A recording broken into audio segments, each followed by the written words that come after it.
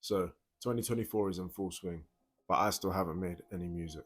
And that means for me that nothing's changed since last year. However, I have a plan.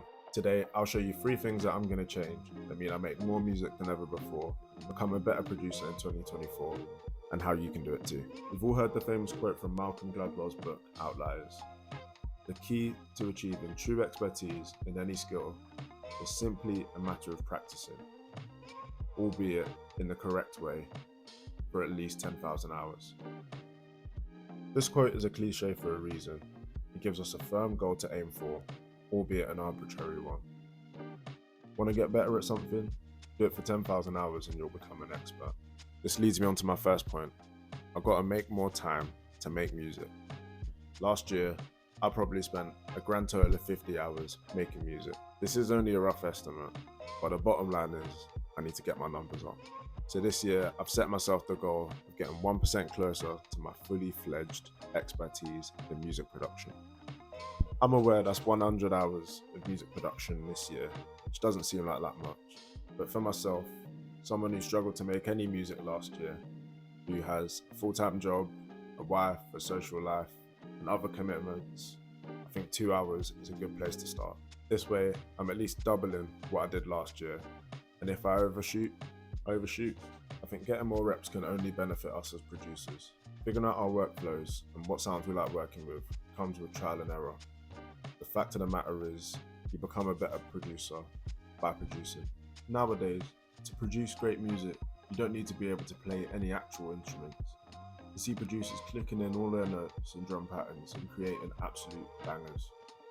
However, there is something about a musical producer that can't be replicated in my opinion.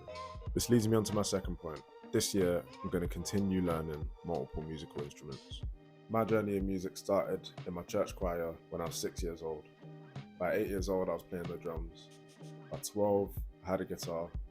And by 14, I started playing the keyboard. In my opinion, all that musical experience that I had beforehand from playing all those other instruments gave me a leg up, made it easier for me to start making my own music. Obviously, at that point, I wasn't a great producer, but because I played different instruments, I understood music and music theory. By learning musical instruments such as the piano, guitar, and the bass, you can view and experience music from a load of different perspectives. This year, I want to improve my musicality, so I'm going to be trying to improve on all of my instruments, reproducing other producers' beats. Remember when you were in school and you hadn't done your homework, and so you copied the answers from the smartest person in the class who just so happened to sit next to you? Yeah, this ain't like that, don't worry. And I promise that wasn't me talking from experience. Reproducing other people's music and doing that all by yourself is huge as a producer.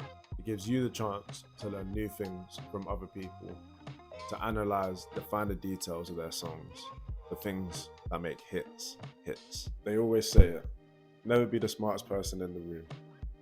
Learning from other people's beats, listening to interviews, watching beat breakdowns to see just how they did it, puts you in the room with these producers. The best producers in the world know how to take influences from other places. To be clear, I'm not talking about doing a Drake and stealing their whole flow or basing your entire producing style on one producer. I'm saying you can use music reproduction, as I like to call it, to pick and pull influences from all over the place and make your own new thing. That's three things that I'm doing this year to make sure that I'm going to be the best producer that I can be. I'd love for you to follow on the journey with me.